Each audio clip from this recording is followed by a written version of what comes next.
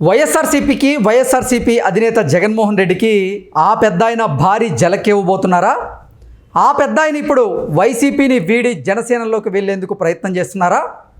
ఆ పెద్దాయన అర్ధరాత్రి పవన్ కళ్యాణ్తో ఫోన్లో మాట్లాడారా అంటే అవుననే సమాధానం ఇస్తున్నారు కొంతమంది రాజకీయ విశ్లేషకులు. ఈ నేపథ్యంలోనే అసలు ఇంతకీ ఎవరా పెద్దాయన? ఆయన ఎందుకు వైసీపీని వేడాలనుకుంటున్నాడు? ఎందుకు జనసేనలో చేరబోతున్నారు?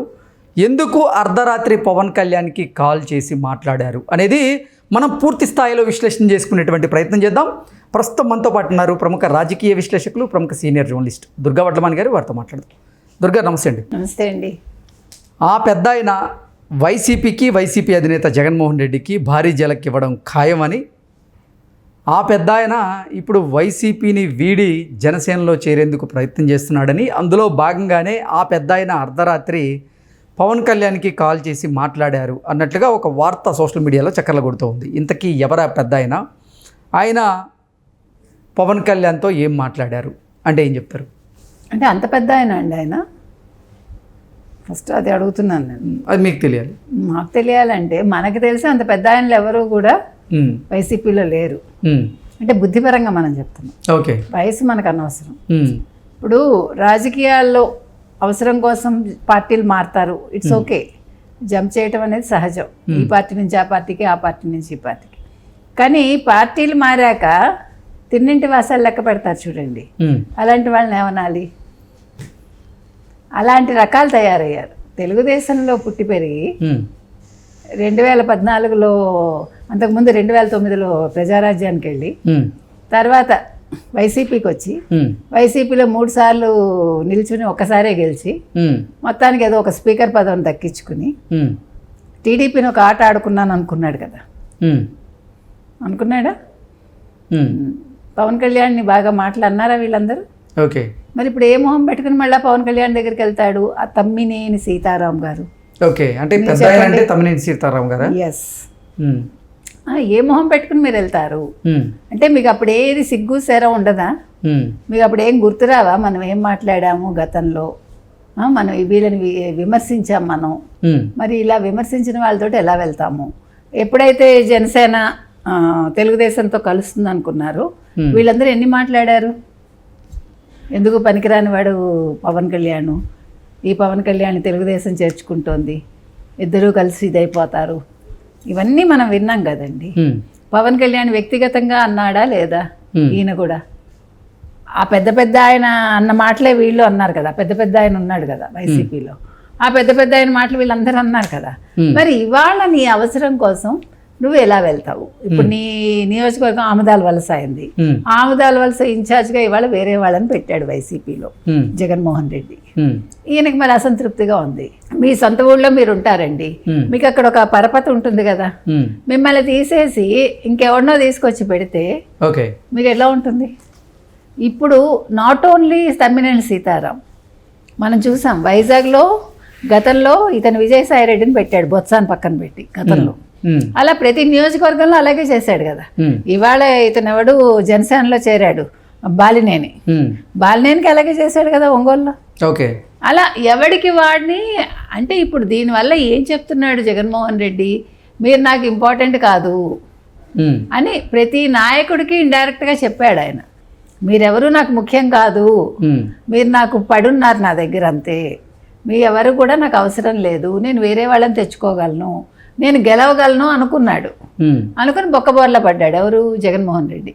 కానీ వీళ్ళకి ఇంకా కళ్ళు తెరుచుకోవాలా. ఇప్పుడు కొద్దిగా కళ్ళు తెరుచుకుంటున్నాయి, కానీ వీళ్ళని ఎలా తీసుకుంటాడు పవన్ కళ్యాణ్? ఇప్పుడు తెలుగుదేశంలోకి వెళ్ళలేరు వాళ్ళు, వేరే ఆప్షన్ లేదు.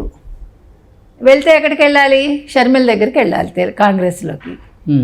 ఇంకా అంతకంటే చావడం బెటర్ కదా. ఇంత బతికి ఇంటి వెనకాల తెచ్చాడని ఓకే జగన్మోహన్ రెడ్డిని కాదని వాళ్ళ చెల్లెలు పార్టీలోకి వెళ్ళలేరు కదా. సో ఇప్పుడు ఉన్న ఆప్షన్ ఏంటి? జనసేన. సర్లే, మనం తిట్టాము, ఇవన్నీ మనం దులిపేసుకుందాం. ఆయన దులుపుకున్నా దులుపుకోకపోయినా మనం దులిపేసుకుందాం అనుకుంటున్నారేమో వీళ్ళందరూ, మనకు తెలియదు. ఇప్పుడు చాలామంది జనసేన వైపు చూస్తున్నారు, మనకు తెలుసు. అది బాలినేని జాయిన్ అయ్యాడు, గ్రంథి శ్రీనివాస్ వెళ్తాడని తెలిసింది, అవంతి శ్రీనివాస్ వెళ్తాడని తెలిసింది. అంటే మీరు గమనిస్తే కనుకైతే వెళ్లే ముందు అందరూ కూడా జగన్మోహన్ రెడ్డికి చాకిరేవు పెట్టి వెళ్తున్నారు. వాస్తవాలు వెల్లడించి వెళ్తున్నారు. ఇది జగన్మోహన్ రెడ్డి ఆలోచించుకోవాలి. ఎందుకంటే రేపు పొద్దున వీళ్ళందరూ కూడా ఒక రకంగా అప్రూవర్స్గా మారారనుకోండి, జగన్మోహన్ రెడ్డి కార్నర్ అయిపోతాడు. అయిపోయి దొరుకుతాడు, అంటే రెడ్ హ్యాండెడ్గా దొరుకుతాడు. ఇప్పుడు ఆ కండిషన్ కనుక వీళ్ళు పెట్టారంటే ఓకే మా పార్టీలోకి తీసుకుంటాం, ముందు విషయాలన్నీ చెప్పండి అని రికార్డ్ చేసి పడేశారు అనుకోండి, ఏమవుతుంది? ఇవన్నీ కూడా అంటే నేను అనేది దేనికైనా పాసిబిలిటీ ఉంది. అంటే ప్రజెంట్ రాజకీయాలంటే రాజకీయంగా నడవట్లా. రాజకీయం ఒక బ్లాక్మెయిల్తో మొదలయ్యి ఒక అవసరంతో ఎండ్ అవుతుంది.